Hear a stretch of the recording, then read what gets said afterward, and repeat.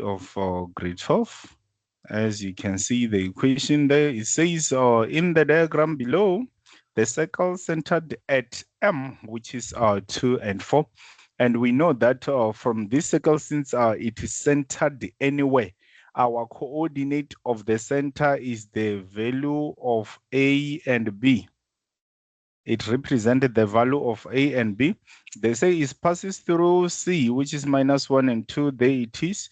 And cut the y-axis at E. So y-axis, we know that for y-intercept, we let x equals to 0. In other words, we already know the coordinate of E, but on that coordinate, we only know one point, which is the x value, which is 0. They say that the diameter CMD is drawn and ACB is a tangent to the circle. There we go. We can see that our tangent of the circle, it cut at the point C. 4.1.1, they say determine the equation of the circle in the form of x minus a squared plus y minus b squared equals to r squared. That's the normal equation of a circle centered anywhere. So ourselves, we know that our value, we already have got the value of a and b. So to what we are left with is the value of r. So, and our r is the diameter, is the radius, and the radius is the line drawn from the center of the circle to the circumference, and we can see that indeed our MC is the radius. So we must get the distance of our MC or CM, which is nothing but equals to the square root of open bracket our C2 minus C1 close to the power of 2 plus our Y2 minus Y1 to the power of 2. So now, to make things simple, we can rewrite our coordinate. This is -1 and 2, and our coordinate of M is 2 and 4. Then we can name this to be our x1, this one to be our y1. Where they say x1, we get y1. Then we can name this as our x2 and our y2, so that we can go and substitute on our given formula. Then it means we're going to have 2 minus into -1 squared plus y2 is 4 minus 2 to the power of 2. Then we press everything in our calculator that is inside the square root. Here we are going to have nothing but square root of 13. Let me also verify, guys. You must always learn to use your calculator before you write wrong things. I'm also verifying with my calculator here, as you can check. Yes, if we press everything that is inside the square root, we're going to get 13. So that root 13 is our what? Is our r. So the equation is, it need r squared. It means our r squared is going to be equals to, we square both sides, then therefore we get that indeed our r squared is nothing but equals to 13. What does it mean? It means our equation now is our x minus, remember our value of a is 2, then to the power 2 plus our y minus our b is 4 to the power of 2 is equals to our r squared is 13. So I hope everyone understood what we are doing as far as we are concerned. Are we still together? I think we can proceed to the next equation, or someone can solve this equation as someone can say that we know that we have got this kind of a formula. Someone can say we know that we've got this kind of a formula, -2 to the power of 2 plus our y minus 4 to the power of 2 is nothing but equals to r squared. But we know the values of x and y. because it's any point that is given, and our any point is nothing but C. So since C is our any point is the value, it represents the values of X and Y. It means we're going to have -1 -2 to the power of 2 plus 2 minus 4 to the power of 2. This one is equals to our R squared. Then when we press everything in our calculator, we'll get that indeed our 13 is equals to R squared. Then you substitute your R back. You substitute your R back to the original equation that we were having. So it means at the end we're going to have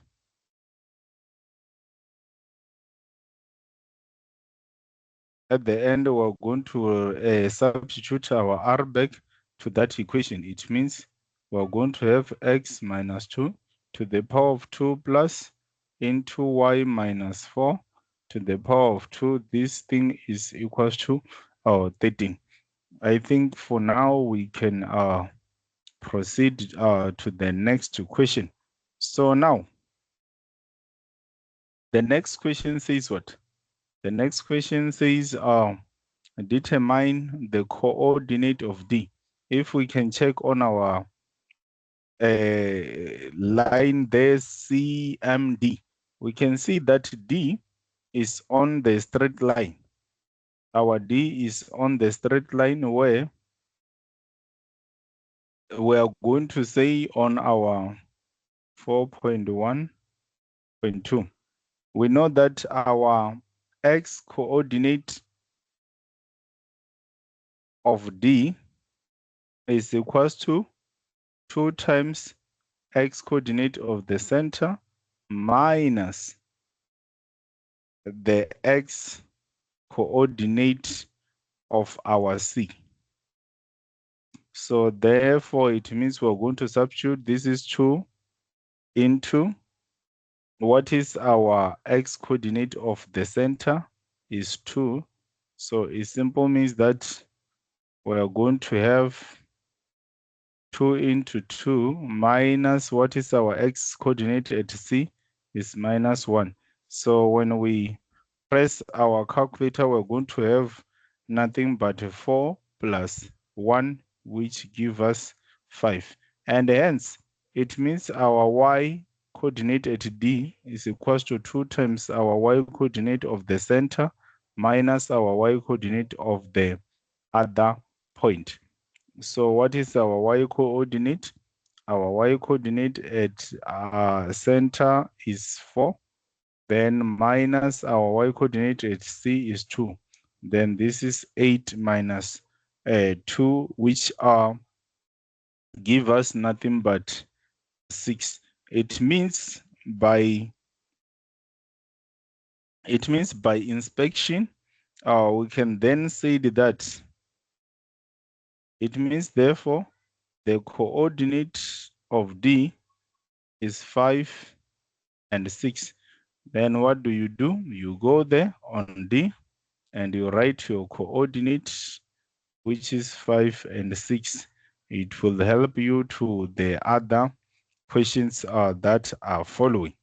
I hope everyone do understand what we are doing. So let's go to question 4.1.3. They say determine the equation of AB in the form Y equals to mx plus c. AB.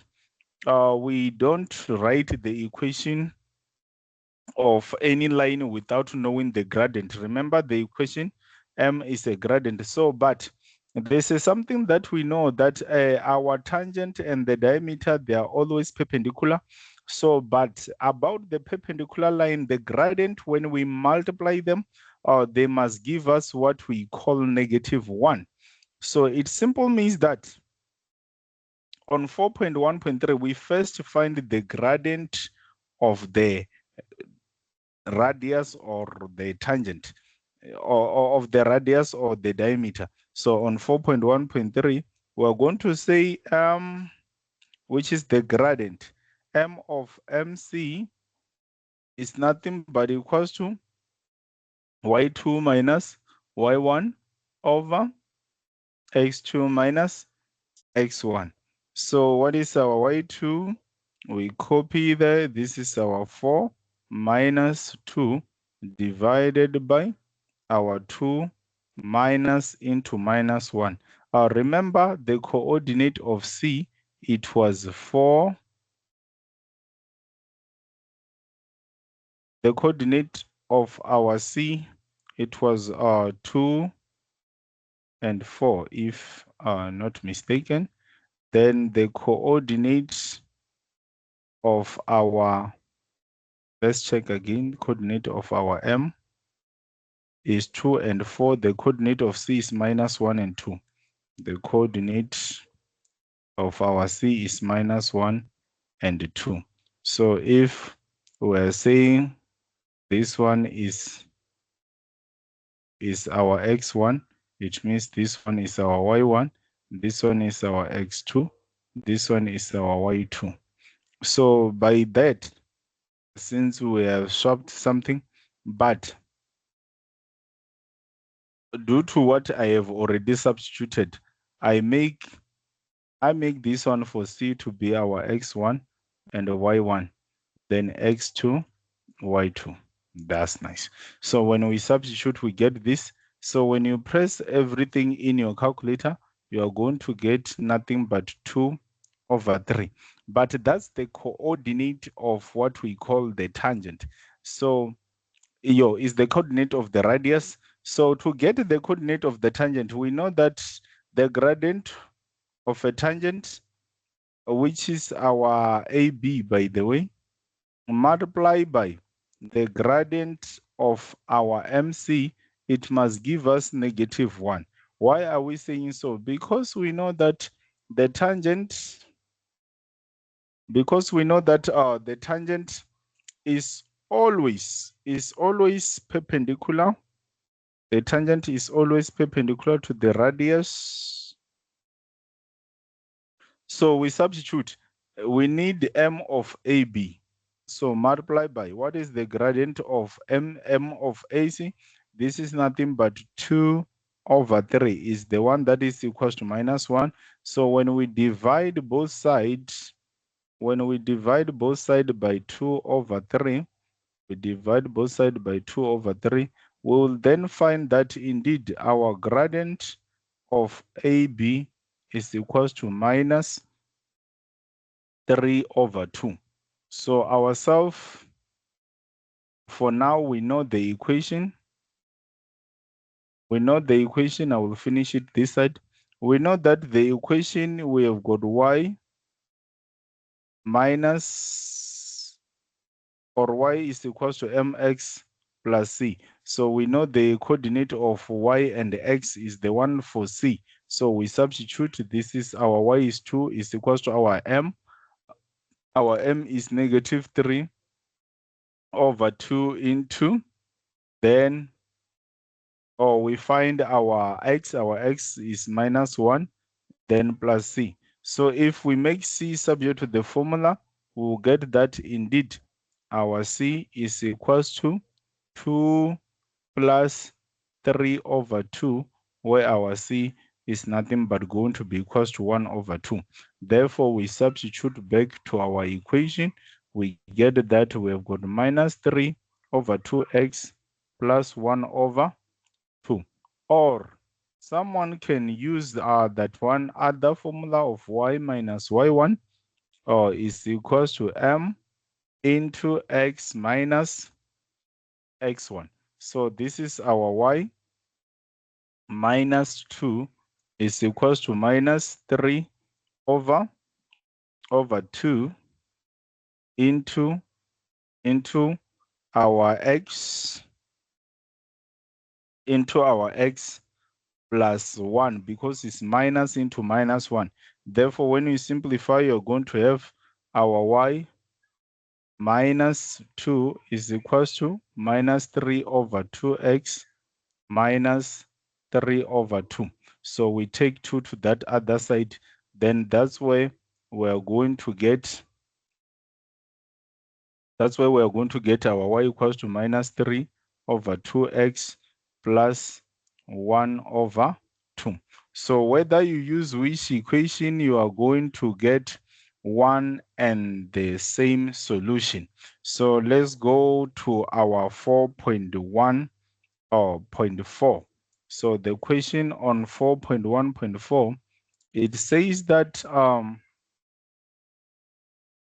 that calculate the coordinate of E. Ourselves, we now know the equation of a cycle.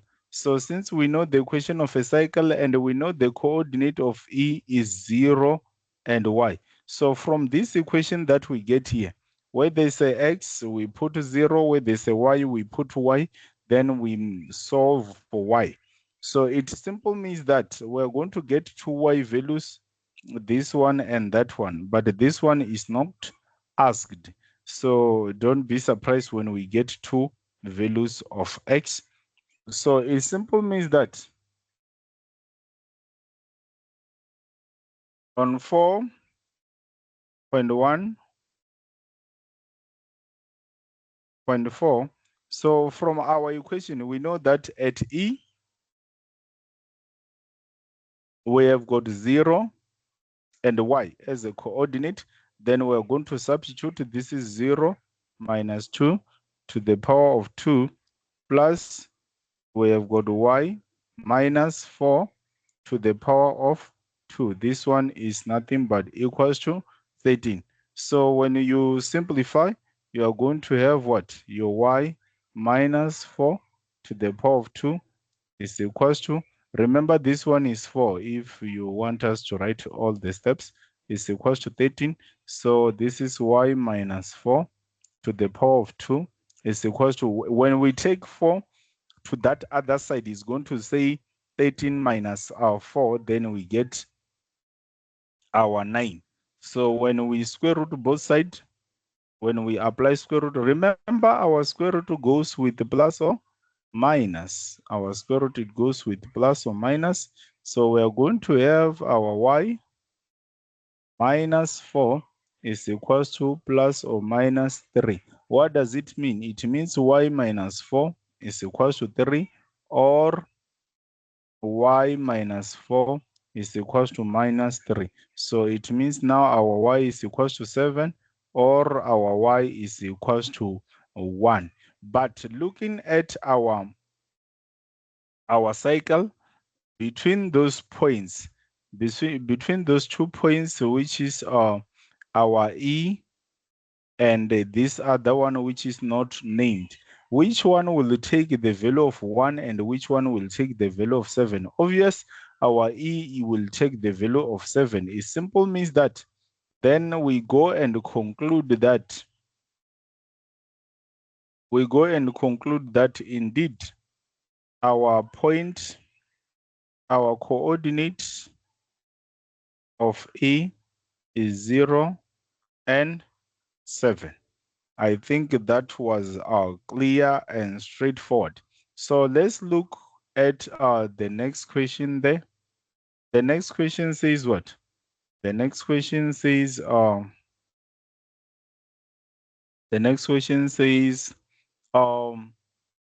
show that EM is parallel to EAB. EM, where is our EM? EM is that one is parallel to AB. So by showing that, we must use a gradient formula.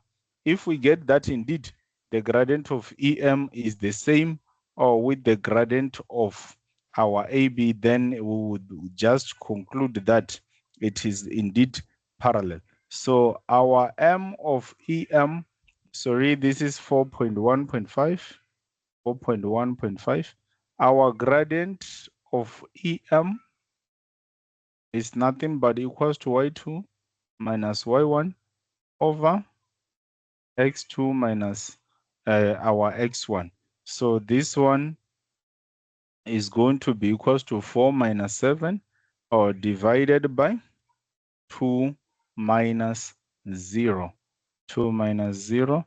Then when you press everything in your calculator, you are going to get negative 3 over 2. So, but We know that our gradient of AB indeed is -3 over what? Over 2. Therefore, that means our EM, our line EM indeed is parallel to AB. Why are we saying so? Because the gradient of EM is equal to what? The gradient of AB. That's our reason for this kind of equation. Now we're gonna look at our last two question for the day. So our last question, it says what? Our last question, it says, determine whether or not the cycle having equation is x plus 2 close to the power 2 plus y minus 2 close to the power 2 is equal to 25, and the x minus 5 to the power 2 plus y plus 1 to the power 2 is equal to 9 will intersect. Show all your calculation. So from those two cycles, we can then tell about what we call the centers. The centers of this circle, we can name the first circle to be P, and we name the second circle to be Q. So the center of P is -2 and 4, and the center of this other one Q is 5 and -1. So to keep that in mind. Then our R, we know how to find our R. So as I've said, the circle, the centers of the circle, let me just write it. This is 4. Let me use black. This is 4.1. It's 4.2. 4.2. So the centers, the center of the circle,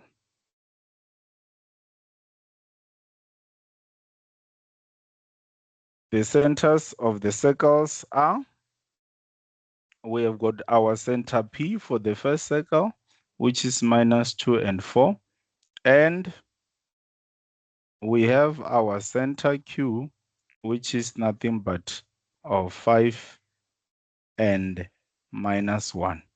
We've got those two centers. So we must first check the distance of PQ, then which is equal to the square root of x2 minus x1 to the power of 2 plus y2 minus y1 to the power of 2. So we substitute our coordinate. This is nothing but the square root of -2 minus 5 close to the power of 2 plus 4 minus into -1 close to the power of 2. Then we get that indeed this is the square root of 74, which is approximately 8.60 units. Which is approximately 8.60 units. So we know that our R for the first cycle, our R for the first cycle, which is our P, our R of P is nothing but equals to, when we need our R, we need a radius. How do we find the radius? We square root the last one, which is the square root of 25. The other is the square root of 9. So it means we are going to have our R, which is equals to square root of 25. Then we have got nothing but 5. And the other one, our R of Q, is equals to square root of 9. Then we have got 3. So we add those two, R of P plus R of Q. This is nothing but what? 5 plus 3, which give us what? Which give us 8. You can agree with me that indeed, when we were doing this topic, we have emphasized that, but here we find that our our R of P plus our R of Q is nothing but less than, is less than the distance of what? Is less than the distance of QP or PQ. Is less than the distance of PQ. What does it mean? It simply means that, therefore, if we find that the distance of the radius is less than the distance of our centers, it simply means that the two cycles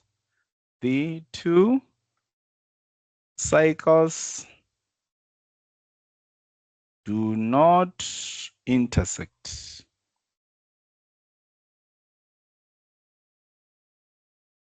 The two cycles do not intersect. So we have this kind of a view. With this kind of a view.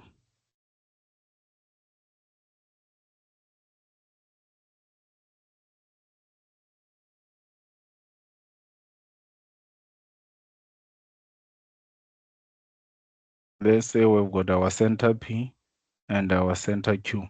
So this is the distance of PQ. So the distance of PQ is greater than this plus that, which is our RP and our RQ. So it simply means there's a space here which is still needed so that those two cycles can intersect. I think this is the end of our today's class. Don't forget to like and to subscribe. See you on the next recording.